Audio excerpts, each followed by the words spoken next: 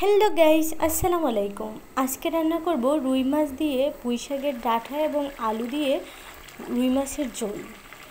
এই রান্নাটা এই গরমে স্বাস্থ্যের জন্য খুবই উপকারী এবং খেতেও দারুণ মজা। প্রথমেই আমি আলু ডাঁটা দিয়ে ডাঁটা এবং আলুটাকে সিদ্ধ করে নিয়েছি। তারপর আমি কেটে রাখা পুঁই শাকের পাতাগুলো দিয়ে দিচ্ছি, আপনারা দেখতেই পাচ্ছেন। আর তার আগেই আমি অফ ক্যামেরাতে রুই মাছগুলোকে ভেজে নিয়েছিলাম। দেখুন, পুঁই শাকের পাতা থেকেই অনেক সুন্দরভাবে পানিগুলো বেরিয়ে যাচ্ছে এবং এই পানিতেই আমার রান্নাটা হয়ে যাবে ইনশাল্লাহ। দেখুন, অনেক সুন্দরভাবে কষানো হয়ে গেছে আমার এবং রান্নাটাও প্রায় 70% হয়ে গেছে। এখন আমি ভেজে রাখা মাছটা দিয়ে দেব।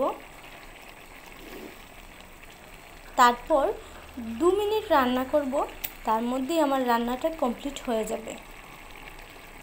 মাছটা দিয়ে আমি এখন 2 মিনিট রান্না করব। এবার আমি একটু নেড়ে চেড়ে দিচ্ছি মাছটা যাতে এই মশলাটা ভালোভাবে ঢুকে যায়। 2 মিনিট পর চলে আসলাম। দেখুন আমার রান্নাটা কত সুন্দর হয়েছে এবং